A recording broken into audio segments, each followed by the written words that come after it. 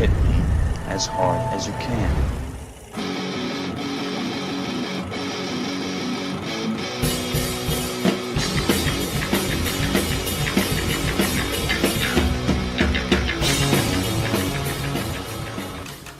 Lance Velchek here for Arrow in the Head's The Fucking Black Sheep, where we take a look at the opposing opinion of the genre's most divisive films. And though I love most films from all three of these action movie underdogs, I have and will always be Team Van Damme.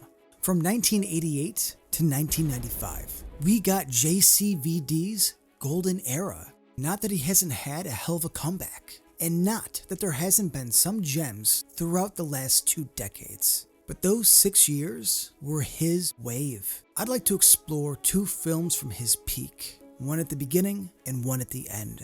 Sit down and grab a drink. It's time we talk about Cyborg and sudden death.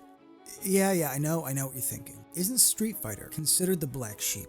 Listen, technically yes, but Street Fighter is textbook awfully good, and it isn't my place to interfere in such things. But between you and me, I will say I truly believe it's misunderstood, and shit, here he comes. And is played more for laughs, and everyone involved was aiming more for parody. Everybody here is having the time of their life. I mean, come on, look at Raul Julia. Cerebral programming. Quick, batch it in here. Anyone who opposes me will be destroyed. The day Bison graced your village was the most important day of your life.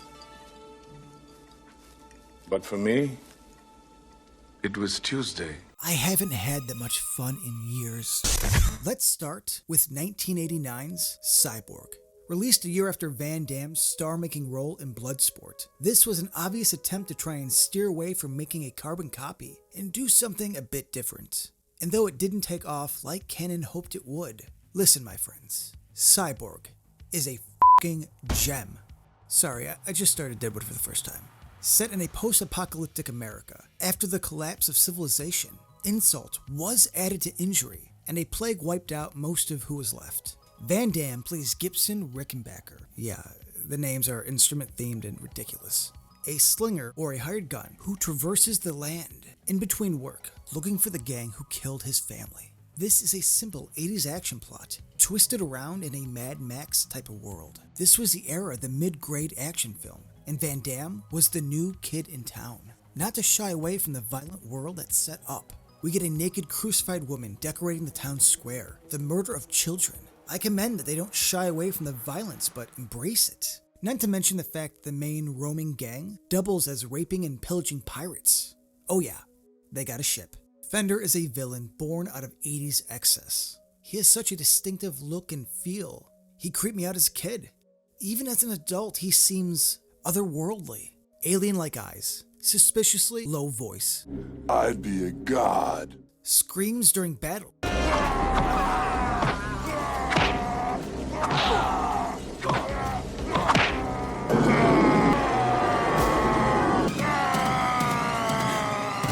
I mean, that's more than any real person would, right?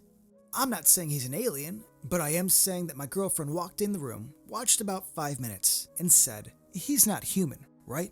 Dressed in chain mesh, shoulder pads, and a pair of 80s shades that get progressively dirtier as the movie goes on. He is one. Ugly motherfucker.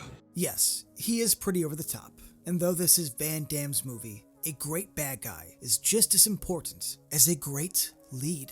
When he finally comes face to face with Fender, he gets beaten half to death and crucified on a beached ship. Now, I'm not saying that Van Damme was a Christ allegory. I'm just saying his initials are JC, and he rises once to kick ass and take names. No mortal man can leg chop his way off the cross, but Van Damme can and will, though he does great as an 80s Christ.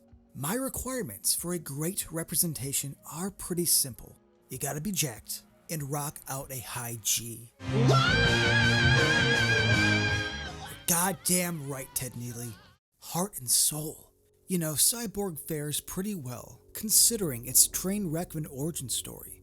And this has enough behind-the-scenes drama that it could be its own episode of What the f*** happened to this movie? Cannon was famous for producing action B-movies on the cheap. No complaints here. After a string of flops, Cannon was in dire straits, with Masters of the Universe and Superman 4 being guaranteed hits. They would once again be back on top. They both failed. This put Cannon on life support, since they were a company that didn't waste time. They had already begun construction on the sets for Masters of the Universe 2 and an upcoming Spider-Man film.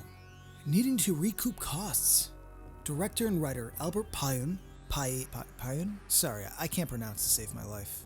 And I don't read so good. Well, you don't read so well. Quickly wrote up a script, and using what was already built and paid for. And after all of that, they shot this film in only 24 days. So, are there problems with Cyborg? Yeah, but for the time spent writing and directing, I'd argue this is a miracle of a film. A young Van Damme action sci-fi flick that is pure 80s.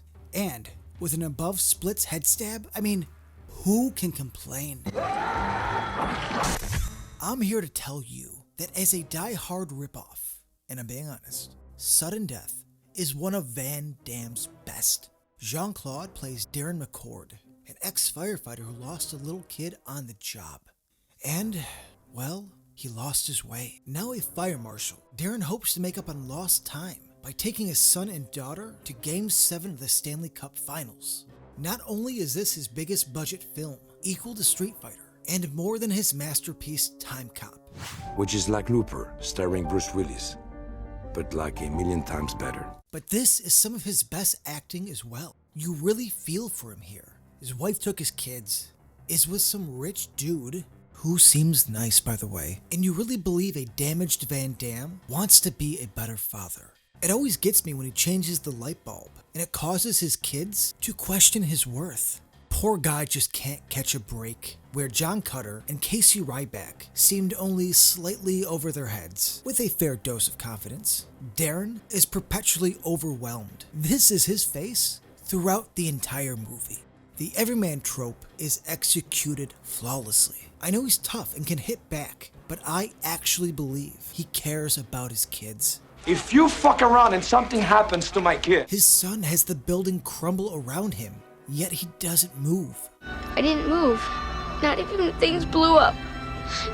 I didn't move. Hell of a father, Van Damme. A hell of a father. A bit over the top, but when he stops the Blackhawks from scoring a goal, to stand up and sign to his son, "I love you."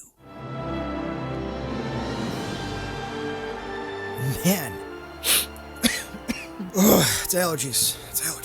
Van Damme's charm and charisma got me hook and sinker. Since Sudden Death can't be discussed without referencing the superior Die Hard, I must give credit to its spot-on similarities. We got law enforcement surrounding the building at night, a salt-of-the-earth agent/cop who our hero communicates with, and a well-dressed bad guy with a smooth, distinct voice. So the appropriate action is for you to do nothing and keep your fucking mouth shut. I am an exceptional thief, Mrs. McLean, and since I'm moving up to kidnapping, you should be more polite. Which brings me to Powers f***ing Booth. This man can play a bad guy like no other. 1. He looks damn spiffy in that tux. 2. He does not mess around. Powers Booth can give a shit less. I'm not saying the mayor's wife deserved it, but she definitely wasn't the quiet one in the room. And Booth also gets the best dialogue. You happen to be wrong, though. There may be a reason to kill someone else. There's bound to be resistance to my objective. So I can only assure you that I won't kill any more people than it takes to convince everyone of my sincerity. Will you make that cow stop moaning?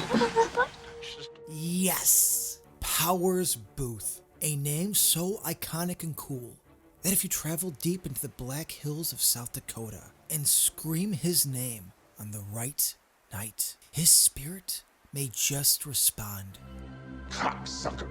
Listen, I'm not the biggest sports fan, but having the tense anticipation of the last game of the Stanley Cup serve as the tension around the out-of-sight hostage standoff works extremely well and makes for a great backdrop. Almost every security guard is a henchman, and even the mascot is a killer. But I've been touting this shit for 24 years. Represent.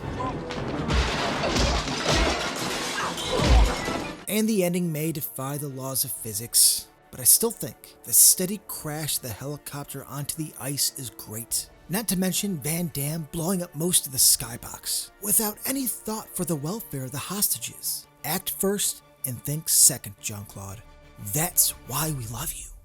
The thing is, I grew up on Van Damme's films, spent my summers up at Family Video, walking the aisles, taking in the VHS covers. We're creatures of association, and Van Damme reminds me of my past. Playing Sega CD and N64 with my sister, watching Time Cop and Nowhere to Run. I'm not pining for the good old days. No, just acknowledging the simplicity and optimism of youth, the beauty of the days gone by. I'm from the generation that grew up during the home video boom, and so I was raised on these stories. I do check in on him from time to time, make sure he hasn't lost it. And let me tell you, he has not. As time moves forward at an accelerated pace, I use Jean-Claude Van Damme as my constant, my lighthouse. As I sail farther out into the sea of time, I've continued to rewatch his films throughout the years, and that dimming light still shines through. As Old Man Van said so poetically, it keeps me young as I grow old.